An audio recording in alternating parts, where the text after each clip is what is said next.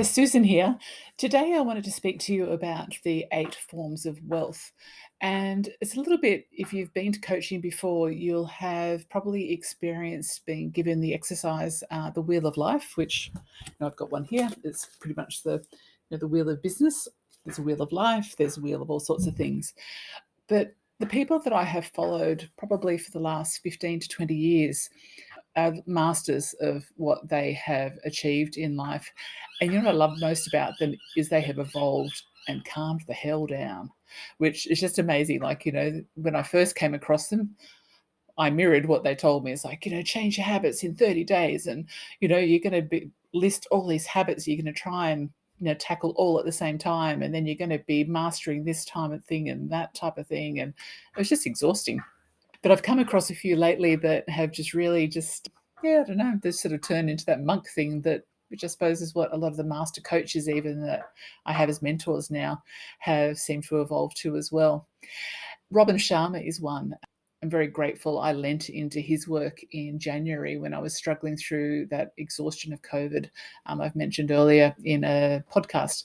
And I was trying to find my vision again for where I was headed this year, because I have got 3 buckets of what I'm trying to work on that is me, and how am I going to actually make each of those things, get equal time so that all of them progress forward, rather than, as most of us can do, is just let one of them fall off to the side for another year.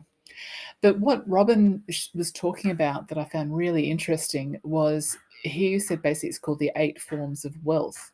So usually a wheel of life would be the 8 areas of your life, which would be just your physical, your family, your career, and all of that type of thing. But what Robin talked about is that there's more forms of wealth than financial wealth. And so I've taken his wheel of wealth, I would call it. So the areas of life that you can become wealthy in. It's just made a change to me. I think as we evolve, we need to do something different. We need to actually go and see someone different. We need to see what's out there that you haven't done before, because you can get quite stuck. So I'll just tell you quickly what the 8 forms of wealth are. As I said, it's actually it's Robin Sharma's work.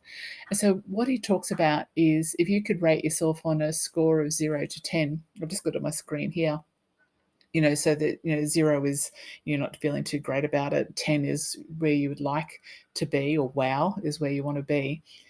So say section 1 is self-mastery. How much work have you done to understand yourself and grow to your full capacity? In that understanding, what makes you tick? How do you operate, and how do you show up in the world, I suppose. So if you rate as self-mastery, the second one is your health in all kinds of ways, obviously health and well-being. The third is your family. What's your family life look like, and how would you like it to be if it was a 10? And if you can picture what 10 is in all of these and really yummy those up, it's okay, because all you got to do is keep on moving towards it. Wherever you are right now is okay where you are right now. All you're doing is stepping one step at a time forward. The next one is your craft. So how are you feeling in terms of the craft that you have? Like, to me, I'm a coach. How am I showing up in the world as a coach and developing myself in that space? And just to the consistency, the professionalism, and the systems you have in the background, all of that type of thing. And how do you deliver your service to the world? Your prosperity, so prosperity in terms of financial, obviously is there. I like the word prosperity versus wealth or finances. I think it just juices it up a little bit. What does prosperity mean to you? Is it financial freedom? Is it financial independence? Is it just being able to pay your bills and have the rent paid every single month? Your circle of genius is the next one, and that's lovely. It's a bit like that, people say, oh, who you hang around is who you become, and that's a bit of a downer.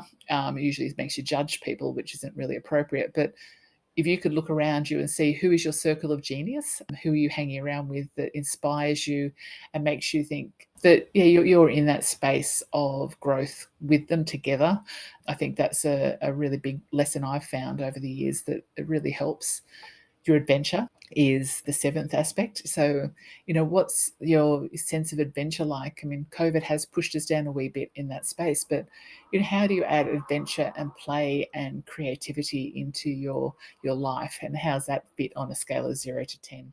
And you might even want to divide that up into all three of those. That pie might become three little pies to go, okay, well, what am I creating? You know, how much do I play? How much fun do I have? How much magic do I create in my life? And the impact you're having on the world is item number 8. When you get to the end of your days, I do that with my clients. We look at, the lifetime goals and 10-year goals, 3-year goals, 1-year goal. But when you get to the lifetime goals, it's interesting when you actually map those out. It's about what you want to say you did do, what impact you made on the world, on people's lives. And it's just a little bit juicier way to look at the 8 areas of your life. So I thought I'd share that because to me, everything I learn, I love to be able to just share it so that someone else can benefit from it. As I said, it's Robin Sharma. You can find him all over Instagram, and I don't know if he does Facebook, but he is definitely on Instagram if you wanted to check him out. Thank you. Bye for now.